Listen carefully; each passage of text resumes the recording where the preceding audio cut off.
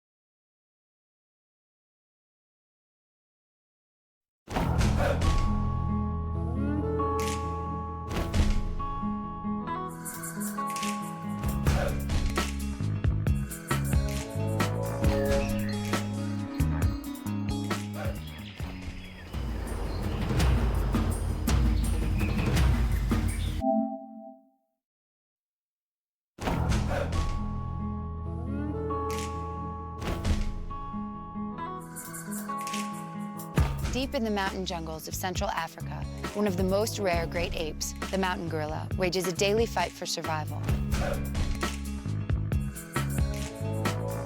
Tragically, it's a battle that has often turned bloody. In a recent surge of violence, 7 gorillas were murdered in just the first 8 months of 2007, and 2 more are missing and unaccounted for. These senseless killings have dealt a catastrophic blow to their population. Worldwide, there are fewer than 700 mountain gorillas in existence. For the conservationists defending the last of these great apes, the stakes are life or death. Can they succeed against overwhelming odds? We've traveled to one of the few places on Earth this gentle creature calls home to find the answer on this edition of Saving a Species, Gorillas on the Brink.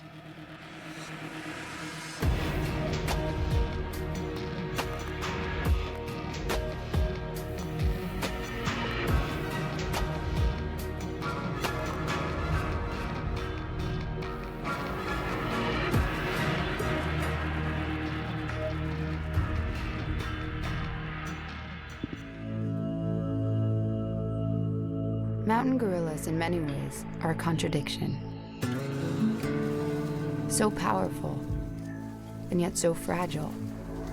So full of life, yet living on the brink of extinction. Before the dawn of the 20th century, no one outside of Africa even knew mountain gorillas existed. In the following decades, their population came under assault from every direction.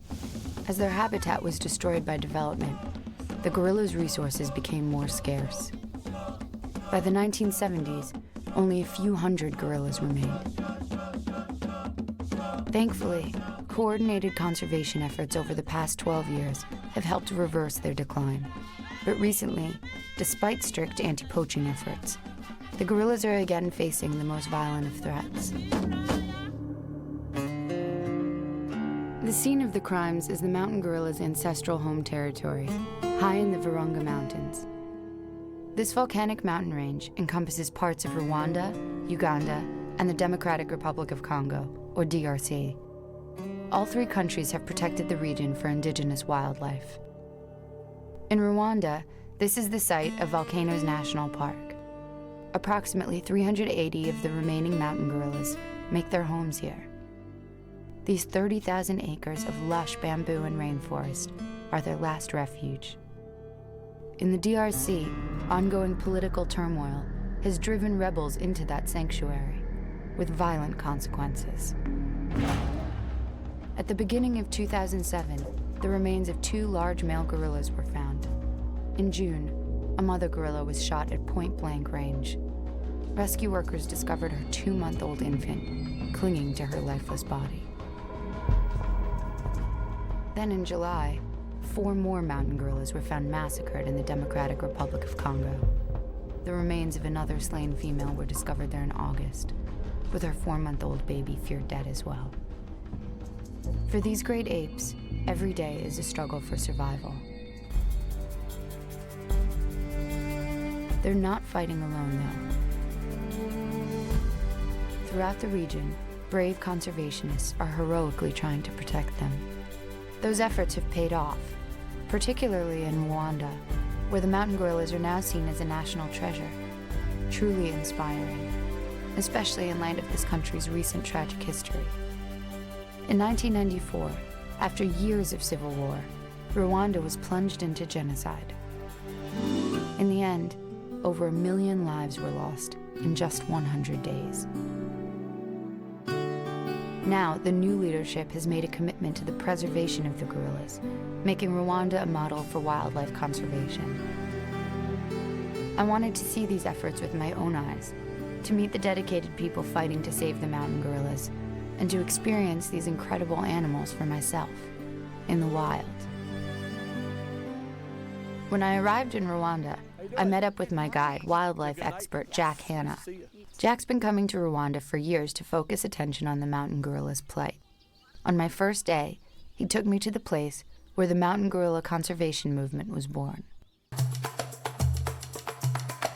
Since my first hike in Volcanoes National Park would take me approximately 10,000 feet up into the mountains, we picked up some must-have gear.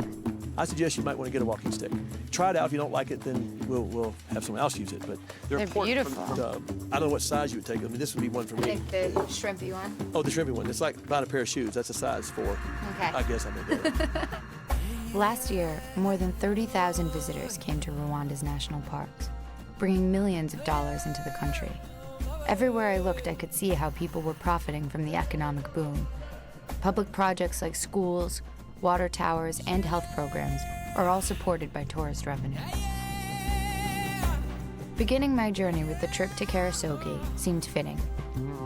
Diane Fossey went up into the Virunga Mountains at age 35 with almost no experience working with primates. Her groundbreaking research completely revolutionized our understanding of mountain gorillas. She also made it her mission to alert the world to the dangers the gorillas faced. She came initially to find out more about their behavior and how that can inform us about human behavior. Fawcett is the director of the Diane Fossey Gorilla Fund International. She's one of the many conservationists inspired by Fossey's dream that the Virunga Mountains could be a safe haven for the gorillas. Once she was here, she became very much interested in what she termed active conservation. She could see that their habitat was being destroyed. She see the poaching for the gorillas. So yeah, what started as a short-term study became really her lifetime work. Katie and her staff have continued the work started by Fossey. They oversee anti-poaching patrols and remove thousands of snares from the gorilla's habitat each year.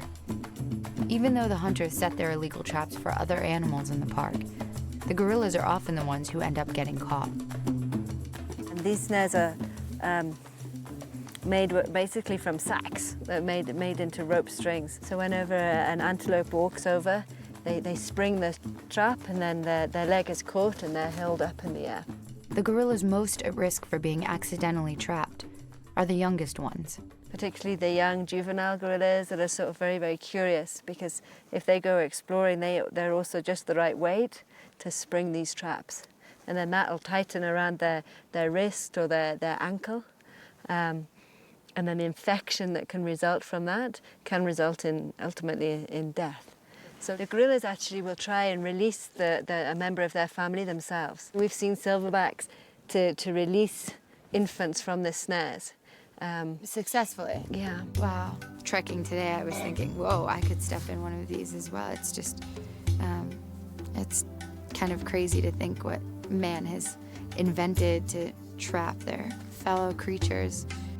Our trek began at the stone buffalo wall that marks the perimeter of Volcanoes National Park. Fortunately, the wall was pretty easy for us to hop over. Climbing the mountain, well, that was definitely more of a challenge. Yeah, and so it was a pretty rough hike uphill for a long time, but so beautiful. I was feeling every one of those 10,000 feet when finally we got there. Karasoke, Diane Fossey's home and research center for nearly 2 decades.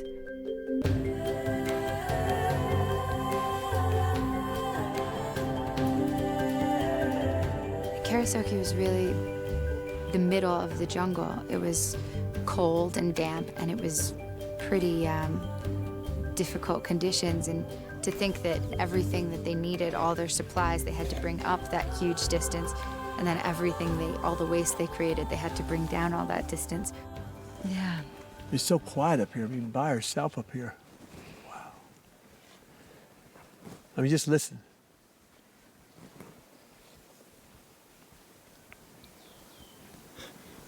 Well, I don't know if I could do this for 18 years. Incredible dedication and commitment. It just seems so brave to be a, woman from the United States, from Louisville, and think, oh, I'll just go live in the middle of the mountains in Rwanda where it's really, really cold and rainy. During Fosse's entire time there, poaching was rampant. Gorillas were often killed simply for their feet or hands, which were made into ashtrays. Thanks to her vigilant protection, most of the apes in these graves died of natural causes. The gorilla named Digit, however, was not so fortunate. Digit marked a really, a really black point in Diane's life, because he was a gorilla that she'd followed from a very young age, and she received the news that he'd been found shot, and his family dispersed, and I think she took it as a very personal, very how can we say, an attack against her and her beliefs. Yeah. It's really, inspiring how brave she was and also how strong she was against the poachers. But even after all these years, poaching in the Virunga Mountains still hasn't been completely eradicated. In 2002, we saw a resurgence in the trade for live infant gorillas. This is something that Diane Fossey really battled against. Is that for in the zoos? 80s. Is that for private zoos? For maybe private collectors, no accredited zoo would Right. accept a gorilla from the wild. But we know very little really about where these gorillas are going. But in 2002, at least 9 gorillas died. So when was the last gorilla poaching that was This month. happened? This month? month. Wow. And how can it be stopped? More education of customs officials, more education in the local communities around these areas that the gorillas as a source are valuable. In the end, Diane Fossey herself couldn't escape the violence. On December 27th, 1985, she was killed in her cabin in Karasoke. You talk about peaceful for a grave site, which is most grave sites are, but this is beyond peaceful. And it feels like really personal. It's Exactly, really, that's the word I'm looking for. It's not Personal. It's not some like massive monument or anything. Right. I mean, you look at this grave site here, it's stones and her family. Yeah. Yeah, I think it's the way that Diane would like, Oh, yeah. alongside her gorillas. And so that was really moving, but sort of a beautiful resting spot too.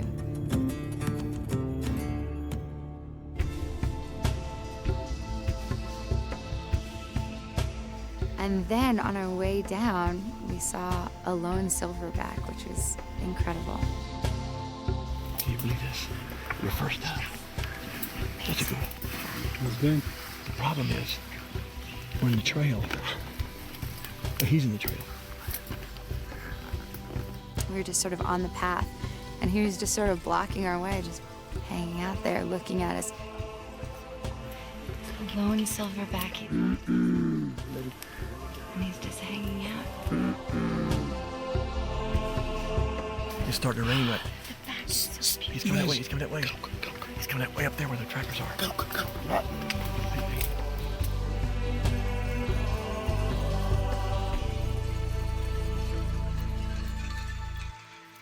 So, Kay, is that just a taste of what Natalie will see tomorrow? Yeah, can't wait.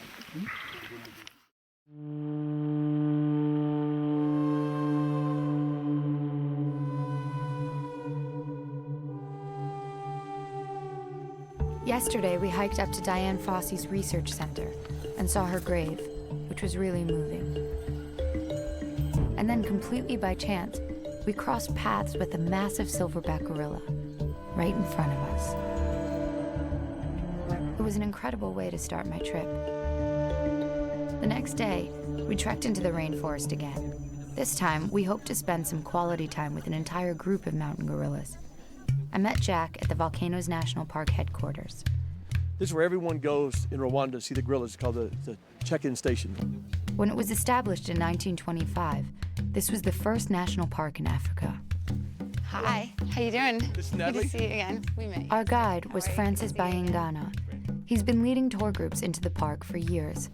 Since the gorillas' survival depends so much on education and public support, Francis has played a key role in protecting them. So you are welcome here, and we are going to see gorillas. And before we go to see these gorillas, we are going to share some information about what you are going to see. About 3/4 of the mountain gorillas living here have been habituated to humans. 6 family groups get visits from eco-tourists like us, and the others are just observed by researchers.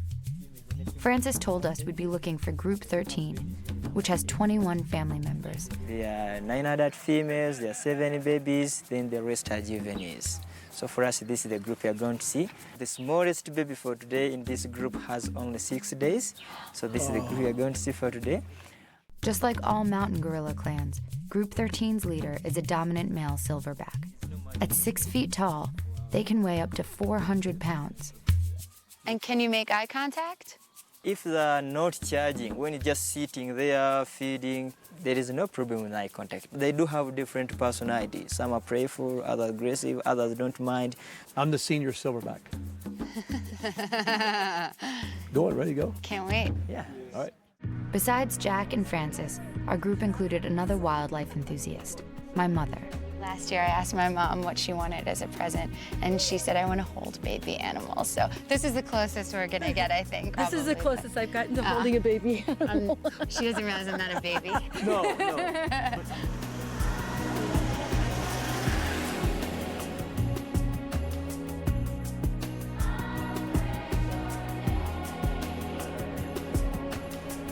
My mom is sort of the one who, I guess, like imbued in me my love of animals. She is such an animal lover, and to get to experience this with her has been really, really cool. It's so nice that kids get to grow up right next to gorillas.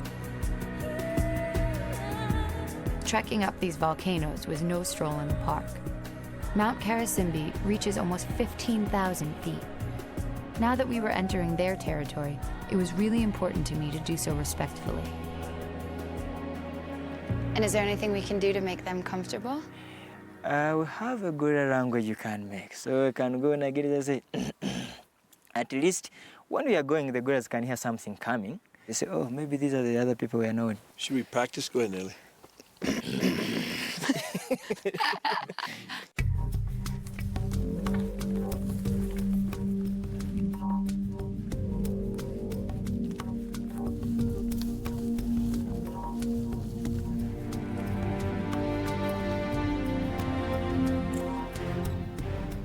I guess the thing about experiencing gorillas in their own environments is that they're not going to be on any sort of path, so you have to clear the way, and so Francis was ahead of.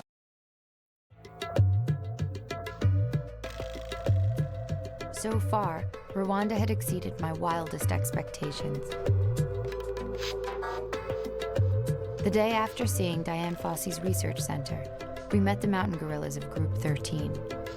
The trek was pretty arduous and, long and through the jungle and machetes and crawling. And really, I felt like I was in some sort of crazy adventure book or something. Even though we only spent an hour with them, the visit put so many things into perspective. I felt like that brief encounter changed my entire idea about who the gorillas are. These creatures used to seem so mysterious and even dangerous. It turned out they were completely gentle and even strangely familiar. You really see them relating to their children, to each other in ways that, I don't know, maybe it's, we project, but it feels so human, so recognizable.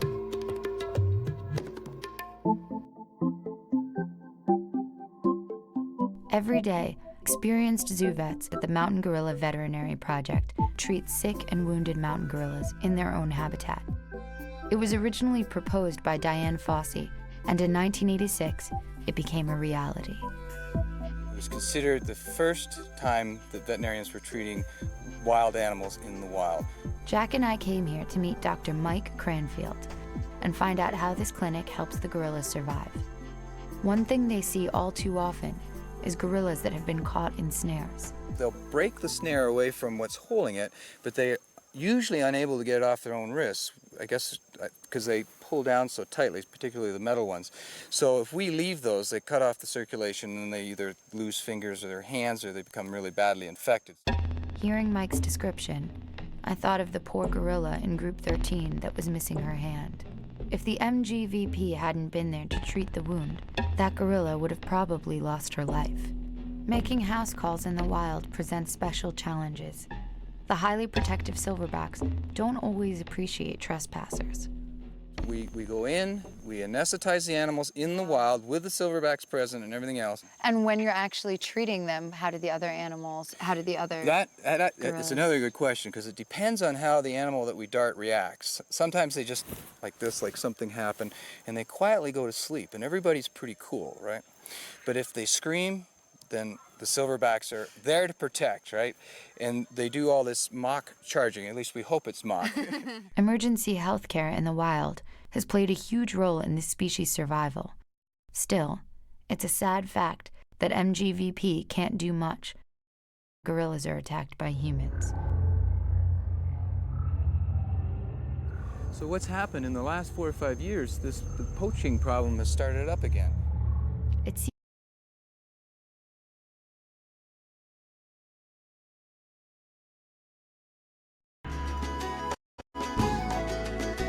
visiting the orphans in the veterinary clinic and seeing how they're being raised with so much love was so unexpected. Definitely one of the highlights of the trip. So it's my last day in Rwanda, and it's very exciting waking up in the morning knowing that you get to go trek with gorillas, and today is our last chance this trip to go meet with them. This morning, Natalie, we're going to go up here and see a group that's one of my favorites, Sabino. And it's got the biggest silverback of all the gorillas up here. Sadly, a baby in this group had recently died. When Jack visited this group last week, he could see how upset the mother gorilla was. The mother was carrying it around for almost a week. What happened was, I guess it happened before with this mom, and now, of course, they don't want to let that baby go. And so she eventually will. I'm sure it's not going to be there today, but it's just the love that these animals have for their young. It's just like human beings.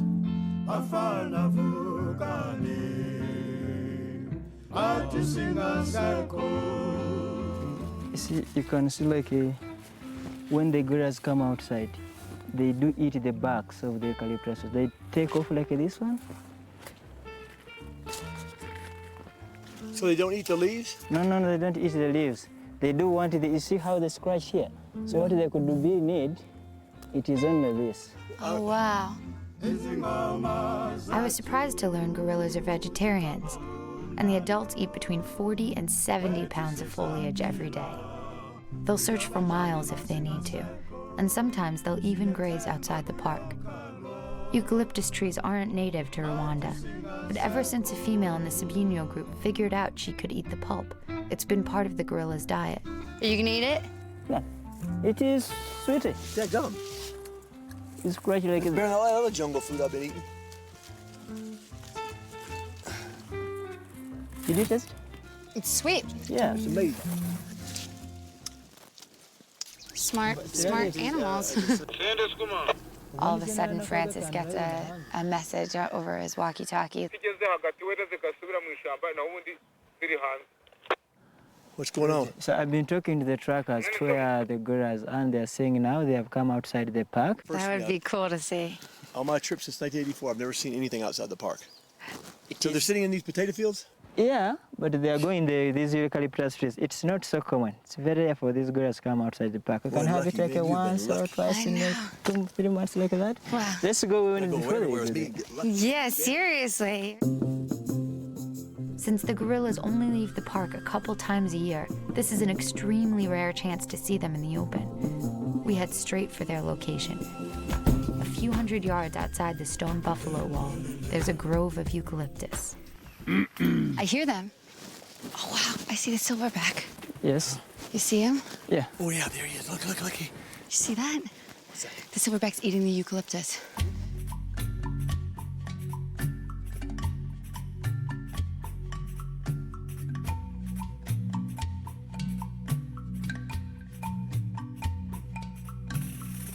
Oh, there's a dead baby. Where? There's a dead baby. She's got it. Oh my gosh, I'm sorry. I don't believe that. That's what I thought was the baby. She still got the dead baby.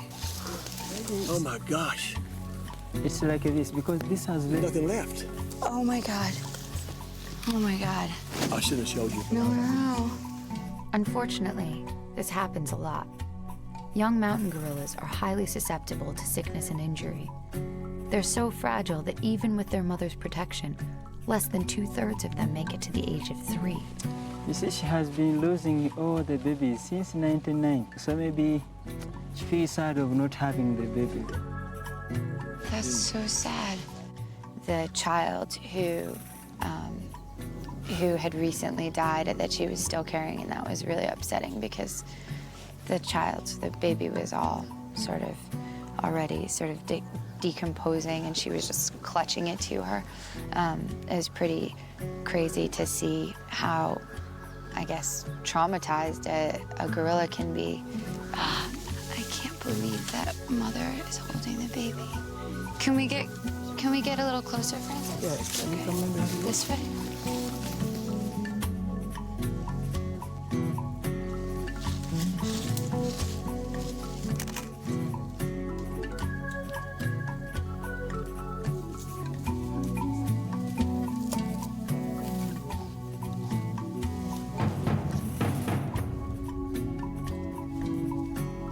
So few of these creatures remain that every mountain gorilla's death brings their species one step closer to extinction. And every birth is a reason for hope.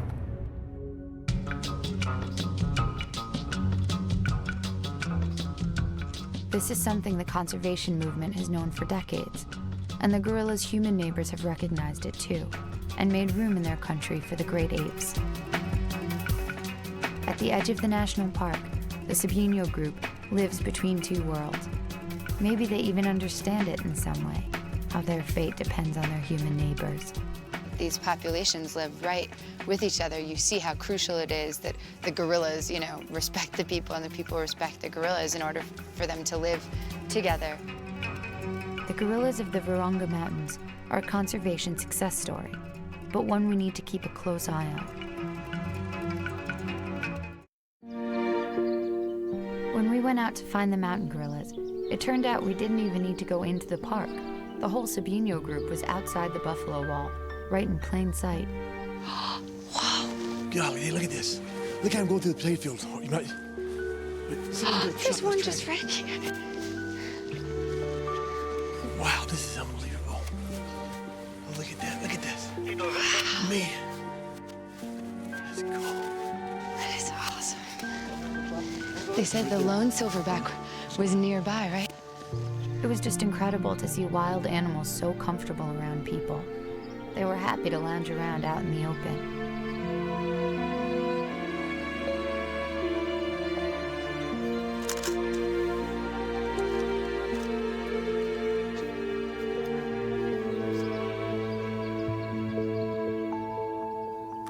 We hear about coming into the park and coming out here, but here we got to see them go back in where they live. The mother with the twins. Good. Are those twins? Look at the gorillas right behind him. He's going to the wall. He's going to go to the wall.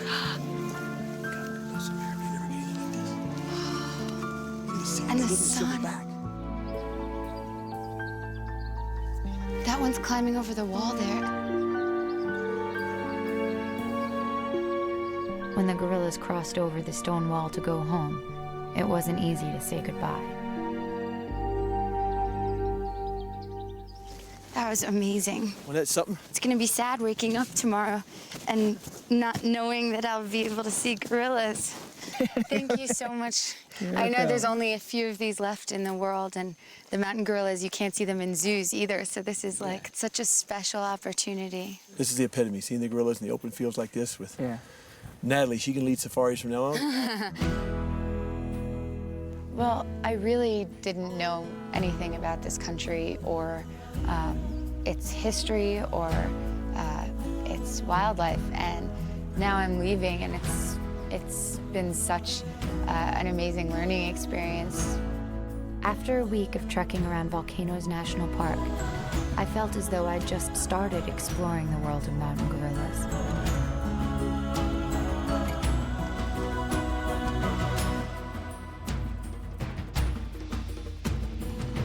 The mountain gorillas are really beautiful animals. I mean, they're large and gentle. They, are not aggressive towards people at all.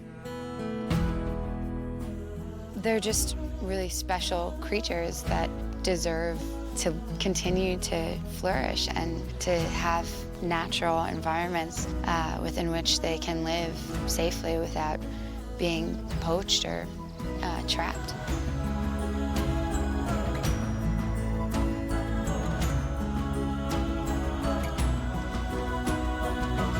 This trip renewed my commitment to endangered species and their habitats. After meeting the mountain gorillas, I now feel I understand the passion that drives the conservationists who protect these creatures. Can we find a way to share our planet with endangered species? In spite of the challenges, after what I've seen in Rwanda, I believe so. According to the latest census, their population has grown nearly 20% in the past 2 decades.